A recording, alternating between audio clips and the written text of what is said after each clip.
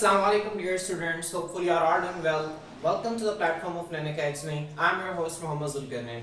तो स्टूडेंट्स आज की इस वीडियो के अंदर हम 9th class new syllabus chemistry का जो हमारा नेक्स्ट लेक्चर है उसको स्टार्ट करते हैं। इससे पिछले लेक्चर में हमने स्टेट्स ऑफ मैटर को डिस्कस किया कि स्टेट्स ऑफ मैटर हमारे पास होती क्या है। ठीक है, हमने देखा कि हमारे पास तीन स्टेट्स ऑफ मैटर होती हैं, सॉलिड, लिक्विड और गैस। ठीक है, और हमने fourth state of matter plasma को भी डिस्कस किया।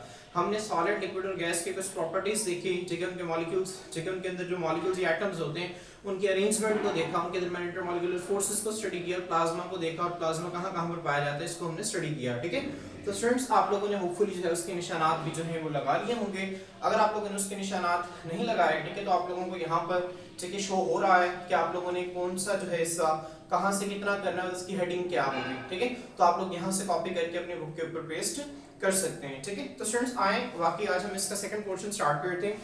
हमारे पास जो स्टेट्स ऑफ मैटर है ये हमारे पास सॉलिड, लिक्विड और गैस के अलावा ठीक है हमारे पास ना कुछ और भी मैटर की स्टेट्स होती हैं। ठीक है, यहाँ पे ना हम दो तरह की स्टेट्स को मजीद और डिस्कस करेंगे। ठीक है, एक हमारे पास है matter also exist in intermediate states. Intermediate का स्टूडेंट्स मतलब होता है आरजी। क्या होता है?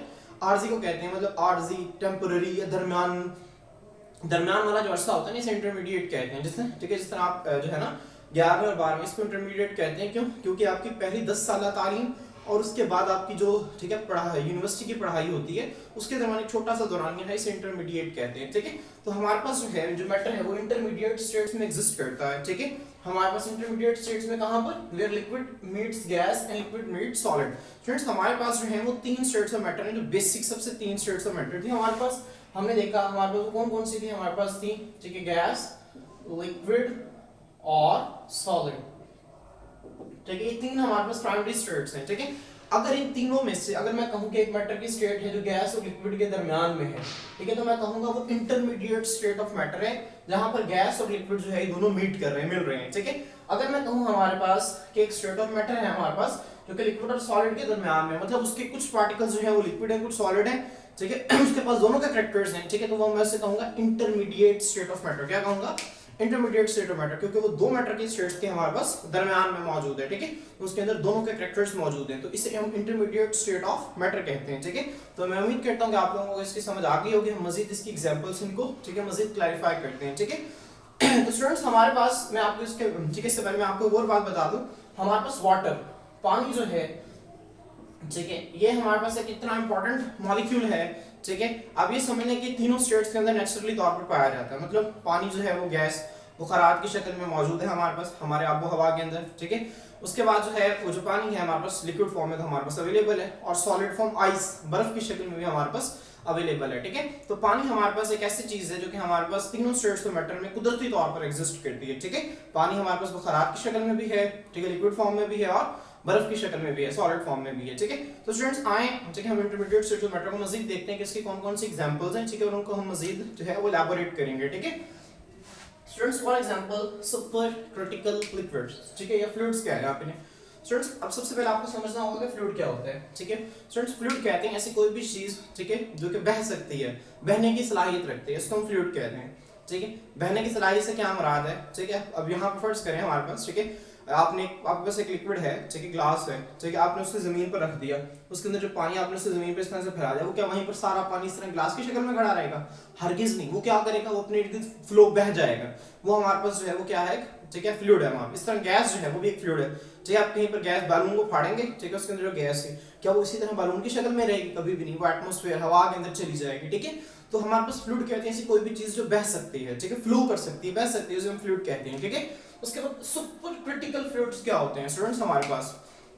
स्टूडेंट्स हम ना आगे जाके लॉ पढ़ेंगे जिसे हम बॉयल्स लॉ कहते हैं। ठीक है, वहां पे हम इसको मजीद देखेंगे केमिस्ट्री के अंदर। ठीक है, तो स्टूडेंट्स हमारे पास होता क्या है, जो गैसेस है ना हमारे पास, ठीक है, गैसेस के मॉलिक्यूल्स ना दूर दूर पड़े होते हैं, बहुत दूर दूर मॉलिक्यूल्स पड़े होते हैं। अब होता क्या है, ठीक है, हम क्या करते हैं स्टूडेंट्स, हम जबरदस्ती गैसेस के मॉलिक्यूल्स को एक दूसरे के करीब लाने की कोशिश करें। ठीक है, हम क्या करीब कैसे लाएंगे? दूर दूर जा रहे हैं, हम कहेंगे कि दूर दूर नहीं जाना। कैसे हम कहेंगे? हम बाहर से प्रेशर लगाएंगे, वो कहेंगे कि हमने दूर जाना है, हम कहेंगे नहीं अंदर आओ, पास आओ।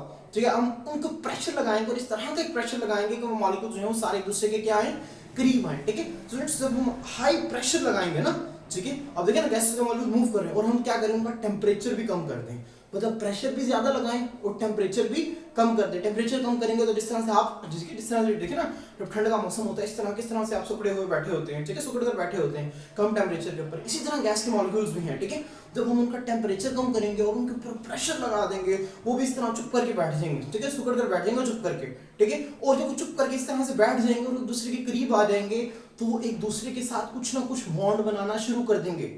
समझ आ रही है स्टूडेंट्स, ठीक है, मतलब वो एक दूसरे के साथ कुछ ना कुछ बॉन्ड बनाना शुरू कर देंगे और वो जो गैस है वो बन जाएगी लिक्विड। क्या बन जाएगी? लिक्विड बन जाएगी। मेरी बात समझ में आ रही है ना, ठीक है। टेम्परेचर को कम करें और प्रेशर लगाएं तो वो गैस क्या बन जाएगी? लिक्विड बन जाएगी हमारे पास, ठीक है। अब ये जो इस तरह का हमारे पास ये जो चीज है ना, इस तरह के फ्लूइड्स को हम कहते हैं क्रिटिकल फ्लूइड्स, ठीक है, जो कि गैस से लिक्विड बने होते हैं, ठीक है। फ्लूइड हमारे पास लिक्विड है, ठीक है, जो गैस से लिक्विड बनते हैं इन्हें क्रिटिकल फ्लूइड्स कहते हैं हमारे पास। स्टूडेंट्स मैं आपको दोबारा बता दूं, हमारे पास जो गैस है, जब आप उसके ऊपर एक प्रेशर लगाएंगे और टेम्परेचर कम कर देंगे, मॉलिक्यूल्स चुप करके बैठ जाएंगे और उनके दरमियान जो है कुछ अट्रैक्शन हो जाएंगी, ठीक है, कुछ मॉलिक्यूल्स के दरमियान जैसे हम इंटरमॉलिक्यूलर फोर्सेस कहा था वो बनना शुरू हो जाएंगी, ठीक है। तो अब वो जो है वो गैस जो है वो लिक्विड में कन्वर्ट हो जाएगी, ठीक है। तो स्टूडेंट्स यहाँ पर हमारे पास क्या है, ठीक है, मतलब वहां पर देखिए एक गैस है जो फर्स्ट करें मैं कहता हूँ, ठीक है, मेरे पास ये टेम्परेचर है, ठीक है, यहाँ पे ये टेम्परेचर तो फर्स्ट करें हम ये क्या लेते हैं माइनस, हमारे पास 0 डिग्री है और ये -10 डिग्री सेल्सियस, ठीक है, -10 डिग्री सेल्सियस पर जो है वो एक गैस जो है वो लिक्विड बन रही है, ठीक है। अब अगर इससे थोड़ा सा ऊपर देखें -9 पर, क्या -9 पर क्या होगा स्टूडेंट? -9 पर ये होगा कि अभी सारी गैस लिक्विड नहीं बनी होगी, मतलब कुछ लिक्विड होगा और कुछ जो है वो हमारे पास गैस की शक्ल में मॉलिक्यूल्स पाए जा रहे होंगे। समझ आ रही है स्टूडेंट्स, ठीक है। अब ये जो स्टेट है ना इस तरह की, जिसमें कुछ मॉलिक्यूल्स लिक्विड हैं और कुछ गैस की शक्ल में पाए जा रहे हैं, इसी स्टेट को तो हम क्या नाम देते हैं? इस स्टेट को तो हम नाम देते हैं सुपर क्रिटिकल फ्लूइड्स। अब स्टूडेंट्स अब मैं इसकी डेफिनेशन पढ़ूंगा तो आपको बहुत अच्छी समझ आ जाएगी होते क्या हैं। और हाईली कंप्रेस्ड स्टेट्स, कंप्रेस का मतलब होता है दबा देना किसी चीज को, ठीक है। कंप्रेस का क्या मतलब होता है? दबा देना। वो आपने फ्रिज के अंदर देखा हो कंप्रेसर, कंप्रेसर के अंदर क्या होता है? गैस प्रेशर के साथ भरी होती है, ठीक है। तो कंप्रेस मतलब दबा देना, इंतहाई दबाई हुई स्टेट है किसकी, ठीक है, which show both properties of gases and liquid, जिसके अंदर गैसेस और लिक्विड दोनों की खसूसियात शामिल है, ठीक है। तो स्टूडेंट्स मैं उम्मीद करता हूं कि आप लोगों को इसकी बहुत अच्छी समझ आ गई होगी, ठीक है। अगर आपको समझ नहीं आई तो आप इसको वीडियो को दोबारा एक मरतबा रिपीट करके दोबारा इसको देख सकते हैं और आपको बहुत अच्छी समझ आ जाएगी। तो स्टूडेंट्स हम नेक्स्ट चलते हैं लिक्विड क्रिस्टल्स, ठीक है। अब स्टूडेंट्स ये जो लिक्विड क्रिस्टल्स है हमारे पास ये क्या है, ठीक है। स्टूडेंट्स ये हमने यहाँ पे देखा ना कि गैस और लिक्विड के दरमियान एक चीज पाई जाती है, ठीक है, सुपर क्रिटिकल फ्लूइड्स हैं। और लिक्विड क्रिस्टल्स हमारे पास क्या है स्टूडेंट्स? लिक्विड क्रिस्टल्स जो है हमारे पास, ठीक है, ये हमारे पास जो है ये एक ऐसी इंटरमीडिएट स्टेट ऑफ मैटर है जिसमें लिक्विड और सॉलिड जो है ना वो कहने को एग्जिस्ट करते हैं, ठीक है। दोनों इकट्ठे जो है वो क्या होते हैं? पाए जाते हैं। समझ आ रही, ठीक है। आप इससे इस तरह से लें, ठीक है, जिस तरह से आप पानी से बर्फ जमाते हैं, ठीक है, पानी से जो है वो बर्फ जमती है जमती है जमती है, ठीक है। देखिए ना एक स्टेट ऐसी है जिसपे कुछ पानी रह जाए और कुछ बर्फ रह जाए, ठीक है। अब वो सुपर क्रिटिकल वो लिक्विड क्रिस्टल्स नहीं है पानी बर्फ वाला, ठीक है, वो लिक्विड क्रिस्टल्स नहीं है। मैं सिर्फ आपको एक मिसाल दे रहा हूँ, आपने कभी भी ये नहीं कहना कि अब जो बर्फ और पानी वो लिक्विड क्रिस्टल्स हैं, कभी भी नहीं है ऐसा, ठीक है। ये हमारे पास कुछ कंपाउंड्स होते हैं, इनको हम देखेंगे, ठीक है, वो लिक्विड क्रिस्टल्स बनाते हैं। मैं आपको सिर्फ मिसाल दे रहा हूँ कि एक ऐसी आरसीसी हालत जिसमें पानी और जो सॉलिड है, लिक्विड और सॉलिड दोनों इकट्ठे टेम्पररी स्टेट के लिए पाए जाएं तो इसे हम क्या कहते हैं? इसे हम लिक्विड क्रिस्टल्स कहते हैं, ठीक है। स्टूडेंट्स अब हमारे पास होता क्या है इसमें, ठीक है, हम क्या करते हैं लिक्विड क्रिस्टल्स में, ठीक है, जब टेम्परेचर को कम करते हैं ना, कम करते हैं, ठीक है, मॉलिक्यूल्स एक दूसरे के करीब करीब आते हैं, ठीक है, लेकिन हम उन्हें जमा नहीं देते, उन्हें फ्रीज नहीं कर देते, तो मॉलिक्यूल्स एक दूसरे के करीब ले आते हैं, ठीक है। तो करीब आ जाते हैं ना मॉलिक्यूल्स, ठीक है, तो वो अब उस तरह नहीं कि सॉलिड की तरह जिस तरह आपस में प्रॉपर एक लाइन बना के सब खड़े हुए हैं, इस तरह बिल्कुल स्ट्रेट नहीं होती, ठीक है, लाइन बना के सब खड़े हुए हैं, इस तरह की बिल्कुल कंडीशन नहीं है। उसमें मॉलिक्यूल्स एक दूसरे के करीब होते हैं लेकिन थोड़ा सा दूर दूर खड़े होते हैं, ठीक है, मतलब उनके दरमियान मूवमेंट की जगह होती है। हल जिस तरह पानी के मॉलिक्यूल्स का हमने देखा था ना, लिक्विड का मॉलिक्यूल एक दूसरे से दूर दूर थोड़ा सा दूर दूर पड़े होते हैं, ऐसा नहीं है कि उनके दरमियान इंटरमॉलिक्यूलर फोर्सेस नहीं होती, होती हैं, ठीक है, अच्छी खासी होती है, लेकिन इस तरह सॉलिड्स की तरह बिल्कुल साथ साथ नहीं खड़े होते, ठीक है। लिक्विड क्रिस्टल में हमारे पास क्या होता है? सॉलिड और लिक्विड दोनों ही इकट्ठे एग्जिस्ट करते हैं, ठीक है। अब स्टूडेंट्स ये जो सॉलिड और लिक्विड इकट्ठे एग्जिस्ट करते हैं ना, ठीक है, अब ये एक ऐसा फिनोमेना है हमारे पास, ठीक है, जिसको हम बहुत सारे कामों के लिए इस्तेमाल करते हैं, ठीक है। अब बहुत सारे कामों के लिए कैसे इस्तेमाल करते हैं, ठीक है, इसको हम देख लें अगर, ठीक है, हमारे पास इसके यूजेस क्या हैं? Display devices. डिस्प्ले का मतलब होता है स्टूडेंट ये आपको मोबाइल का, आप मोबाइल में वीडियो देख रहे हैं, आपकी जो चीज नजर आ रही है इसका डिस्प्ले है, ठीक है। तो डिवाइसेस के डिस्प्ले है ना इसमें इस्तेमाल होते हैं। कंप्यूटर मॉनिटर्स, कंप्यूटर के जो मॉनिटर हैं जहां पर आप स्क्रीन को देखते हैं वहां पर लिक्विड क्रिस्टल्स को इस्तेमाल किया जाता है।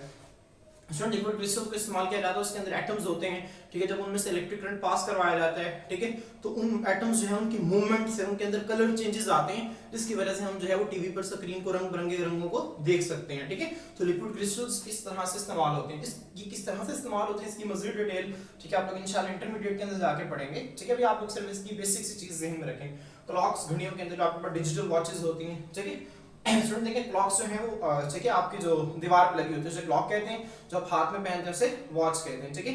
तो आपकी जो डिजिटल क्लॉक्स होती हैं, ठीक है, जिस पर आप नंबर्स की शक्ल में आप टाइम को देखते हैं, वॉचेस के अंदर नेविगेशन सिस्टम कहते हैं, ठीक है, जिस तरह से आपका है जीपीएस सिस्टम होता है ना, ठीक है, जो पोजीशन को पता चलाता है कि कहाँ पर पोजीशन है आपकी, ठीक है। सैटेलाइट्स का सिस्टम होता है, सैटेलाइट्स के जरिए आप पोजीशन को देख रहे होते हैं कि कौन सी लोकेशन इस वक्त कहाँ है, इसे कहते हैं नेविगेशन सिस्टम, ठीक है। तो यहाँ पर होती है, आपने इसके यूजेस देख लिए, मैं इसके यूजेस जैसे मैं इसकी सिग्निफिकेंस बताना भूल गया, आप यहाँ से दोबारा देख लिए। जो हमारे पास सुपर क्रिटिकल फ्लूइड्स हैं, इनकी सिग्निफिकेंस क्या है। स्टूडेंट्स हमारे पास बहुत सारे केमिकल रिएक्शंस, ठीक है, ऐसे होते हैं जिनको, ठीक है, खास कंडीशंस चाहिए होती है, मतलब हमारे पास लिक्विड भी चाहिए होता है, गैस कंडीशन भी चाहिए होती है, तो वो जो कंडीशंस है ना हमारे पास वो सुपर क्रिटिकल फ्लूइड्स में बड़ी अच्छी अवेलेबल होती हैं, ठीक है। तो हमारे पास केमिकल रिएक्शंस में not be carried out in conventional solvents. Conventional का मतलब होता है स्टूडेंट्स रवायती, ठीक है। सॉल्वेंट किसे कहते हैं स्टूडेंट्स, आपने ध्यान में रखना है सॉल्वेंट किसे कहते हैं। मैं आपको इसका कॉन्सेप्ट दे दूं, ठीक है। फर्ज करें कि मैं आपसे किसी ने कह दिया कि भाई जाओ मेरे लिए ना शिकंजी बना के लाएं, ठीक है। अब शिकंजी बनाने के आप क्या करेंगे, सबसे पहले पानी लेंगे, पानी के अंदर क्या करेंगे, चीनी हल करेंगे, ठीक है, उसके अंदर नींबू डाल देंगे, ठीक है, और थोड़ा सा नमक डाल देंगे आप, ठीक है, तो आपकी शिकंजी जो तैयार हो जाएगी। अब स्टूडेंट्स जो उसमें पानी है, वो देंगे ना, इसके अंदर क्या क्या चीजें हैं, पानी है, नींबू है, नमक है और चीनी है, ऐसे ही है ना। अब पानी ज्यादा मिकदार में, सबसे ज्यादा पानी है ना, तो वो चीज अभी एक सोल्यूशन बन गया, क्या बन गया, सोल्यूशन, जो काफी चीजों के मिलने से बनता है सोल्यूशन। अब उसमें वो चीज जो सबसे ज्यादा मिकदार में होती है उसे हम कहते हैं सॉल्वेंट। क्या कहते हैं, सॉल्वेंट। सॉल्वेंट क्या है, सोल्यूशन में वो चीज जो सबसे ज्यादा मिकदार में है वो सॉल्वेंट होती है, ठीक है, और जो, ठीक है, कम मिकदार में होती है उसे हम सोल्यूट कहते हैं, ठीक है। तो कन्वेंशनल सॉल्वेंट से क्या मुराद है, पानी कन्वेंशनल सॉल्वेंट है हमारे पास, अब ये समझ लें, ठीक है। मतलब सॉल्वेंट क्या, वो चीज जो ज्यादा मिकदार में, और कन्वेंशनल मतलब रवायती, जो शुरू से सॉल्वेंट के तौर पर इस्तेमाल हो रहा है। तो पानी जो है वो बहुत अच्छा सॉल्वेंट है, ठीक है, may possibly be carried out in supercritical carbon dioxide, ठीक है। अब स्टूडेंट्स कार्बन डाइऑक्साइड क्या है, एक गैस है। अगर इस गैस को आप क्या करें, कंप्रेस करें, कंप्रेस करें, कंप्रेस करें, और एक उसको एक ऐसे आरजी स्टेट में ले आए जिसमें वो लिक्विड भी हो और गैस भी हो, ठीक है, इनके दरमियान इंटरमीडिएट एक आरजी स्टेट हो, तो ये सुपर क्रिटिकल कार्बन डाइऑक्साइड, और यहाँ पर बहुत सारे केमिकल रिएक्शंस हो सकते हैं जो कि कन्वेंशनल सॉल्वेंट्स के अंदर नहीं होते, ठीक है। अब स्टूडेंट्स हम देखते हैं ग्राफीन को। हमारे पास जो ग्राफीन है हमारे पास स्टूडेंट्स, ये हमारे पास ना एक इस तरह से ना एक 2D अरेंजमेंट है। 2D का क्या मतलब है स्टूडेंट्स, एक हमारे पास होता है 3D, एक होता है 2D। 2D से क्या मुराद है, ठीक है, 2 डायमेंशनल से मुराद ये है, मिसाल के तौर पर, ठीक है, अगर मैं आपके सामने ये बना दिया, अब व्हाइट बोर्ड पे आप चीजों को 2 ही डायमेंशंस में देख सकते हैं, ठीक है, या आप इस तरह से देख सकते हैं, इस तरह से देख सकते हैं, ऐसे ही है ना। अब आप व्हाइट बोर्ड पे चीजों को ये नहीं देख सकते, आप इसकी लंबाई देख सकते हैं व्हाइट बोर्ड पे इस तरह से, ठीक है, आप इसकी चौड़ाई देख सकते हैं, अब इसकी आप मोटाई नहीं देख सकते, इस बोर्ड मार्कर की मोटाई कितनी है, ठीक है, आप ये नहीं देख सकते। इसको देखने के लिए आपको 3 डायमेंशनल, मतलब एक ये है, ठीक है, एक हिस्सा हमारे पास ये और एक हिस्सा इसकी चौड़ाई है। अब इसकी मोटाई देखने के लिए हमें तीसरी डायमेंशन में जाना पड़ेगा, ठीक है, इसे कहते हैं 3D, ठीक है। तो ग्राफीन है ना हमारा बिल्कुल 2D, जैसे बारीक सा सफा न लेना, बारीक सफा ले लें, उसकी लंबाई है और चौड़ाई, आप उसकी मोटाई नहीं देखें, ठीक है। मिसाल के तौर पर अगर आप एक बुक ले रहे हैं, ठीक है, मेरे पास लेट्स सपोज एक बुक पड़ी है ये, ठीक है, अब ये मेरे पास एक बुक है, ठीक है। अब स्टूडेंट्स ये देखें, ये इसका एक्स एक्सिस है, एक है ये y, अगर हम सिर्फ इन दोनों चीजों को देख रहे हैं, ठीक है, एक को देख रहे हैं, ठीक है, और 2 को देख रहे हैं, हमारे पास 2D है, लेकिन अगर हम इसकी लंबाई को भी देखें, एक ये, एक हिस्सा ये और एक हिस्सा ये, तो स्टूडेंट्स ये हमारे पास जो है ये क्या है, 3D इमेज है, ठीक है। तो ग्राफीन जो है ये 2 डायमेंशनल में होती है, ठीक है, और कार्बन एटम से मिलकर बनी होती है। कार्बन हमने पेरियोडिक टेबल के अंदर देखा था, और स्टूडेंट्स उनकी जो अरेंजमेंट होती है ना वो हेक्सागोनल होती है। हेक्सागोन कहते हैं 6 कोने वाले को, इस तरह से, ठीक है। ये हमारे पास क्या है, ये हमारे पास एक हेक्सागोन है, ठीक है, आपको डायग्राम में नजर भी आ रहा होगा यहाँ पर कि हेक्सागोन की किस तरह खूबसूरत अरेंजमेंट है, ठीक है, जो कार्बन एटम्स यहाँ पर मौजूद है, ठीक है। और स्टूडेंट्स ग्राफीन हमारे पास 2 डायमेंशनल कार्बन एटम्स की हेक्सागोनल अरेंजमेंट है, देखिए यहाँ पर, ठीक है। An example of 2D crystals, students crystals किसे कहते हैं, ठीक है, क्रिस्टल्स हमारे पास ऐसे होते हैं जिसमें हमारे पास एटम्स जो है खास पैटर्न के अंदर अरेंज होते हैं, ठीक है, जिस तरह मैंने आपको पहले भी बताया था, आपका जो नमक है, पत्थर, सोडियम क्लोराइड, ठीक है, जो उसका पत्थर देखा है ना आपने, ठीक है, जिससे वो पीस के उससे नमक बनाया जाता है, वो क्रिस्टल है हमारे पास, ठीक है। चीनी के क्रिस्टल्स होते हैं जो आप खाते हैं, चीनी, ठीक है, ये भी क्रिस्टल, देखिए किस तरह क्यूब की शक्ल में होती है चीनी।